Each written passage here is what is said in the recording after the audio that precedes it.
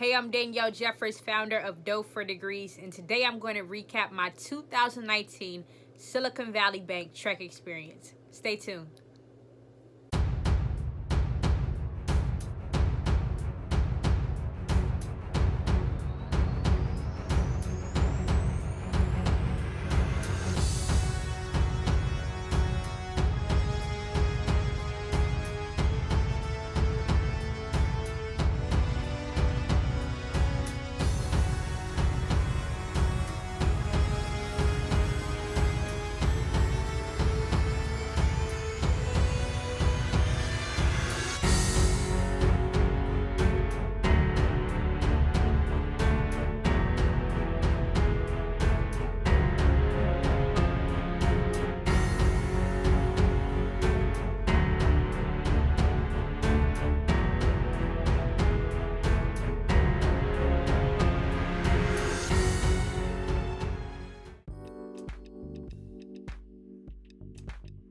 Before I recap my Trek experience, I have to say thank you. First and foremost, thank you to the Apex Center for Entrepreneurs for sponsoring me and allowing me to travel to the West Coast to see how they do entrepreneurship in the Silicon Valley and also understand the inner workings of venture capital and how it's different from bootstrapping. Once again, thank you to Virginia Tech for allowing me to represent the university one more time in San Francisco. You all funded my experience as a University Innovation Fellow with my cohort in November 2017 through Stanford University's Design School, and that was a life-changing experience, and I'm so grateful for it. And last but not least, thank you to the Silicon Valley Bank for organizing this trek and filling it with so many phenomenal moments where we were just saturated and able to network and grow in our business acumen and also grow in our relationships. And so that was wonderful too.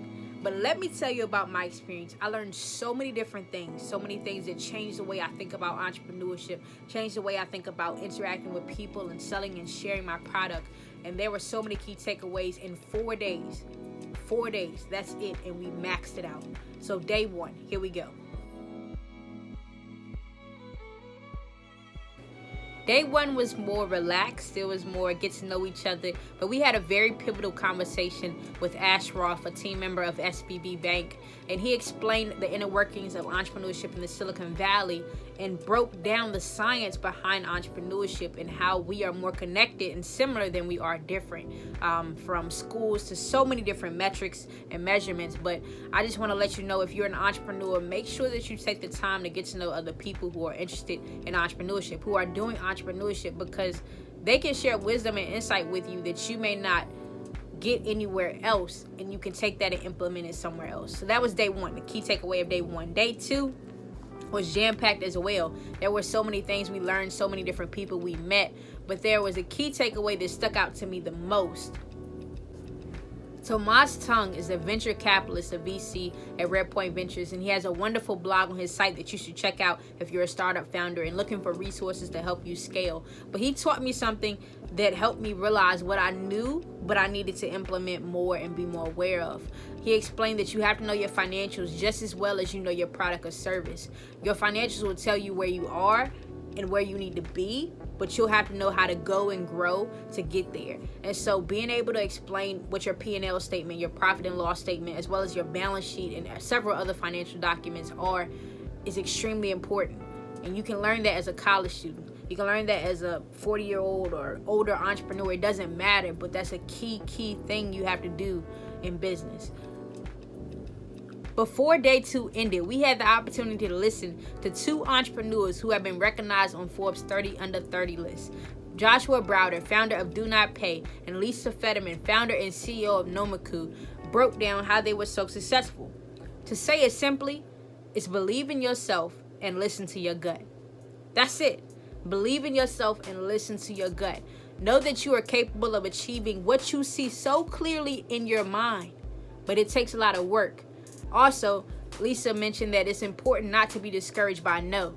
No means not now in my mind. If someone tells you no, they're just telling you no right now, but it doesn't mean no forever.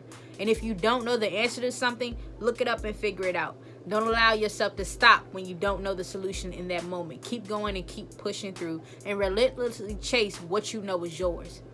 That's how you win, and that's how they won. Let's go to day 3. There was so much in day 3, but I'm going to break it down and keep it simple for you.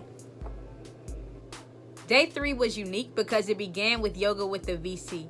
Indra of Emergent Ventures broke down how you can clear your mind and allowed us to engage and be present in the moment we were in. But there were some other moments in day 3 that I really enjoyed. Michael Siebel, CEO and partner at Y Combinator, broke down what you have to know as a person and entrepreneur. It is always your job to provide value. Provide value to your customers, provide value to your investors if you have them. Always provide value. Value gives you leverage. On the other hand, day 4 was bittersweet. It was our last day together, but there were so many moments and memories that I'll take from this trek and implement when I get back to campus at Virginia Tech. Day 4, we had the opportunity to listen to Phil Libin, co-founder of All Turtles and Evernote, and he said something that really stuck with me. I knew this, I was familiar with this, but I didn't know how to communicate it. Phil said, decisions are one of 2 things. Decisions are hard or they're unpleasant. When they're hard, it's usually because you don't know what the right answer is. When they're unpleasant, it's usually because it's emotionally unpleasant to make that decision. But 9 times out of 10, that's probably the decision you need to make. So remember, decisions are one of 2 things. They're hard or they're unpleasant. But you have to choose the one that's best, even if it's unpleasant.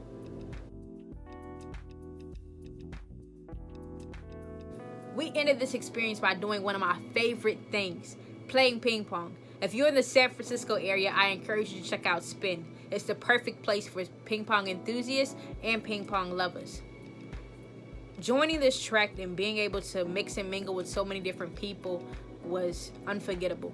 I have so many friends now, friends in Waterloo, Canada, in the UK, in India, friends at Howard, and a friend at Xavier University, including Harvard and Brown and Yale. There's so many different people from so many different walks of life in this experience on January 2nd through the 6th of 2019.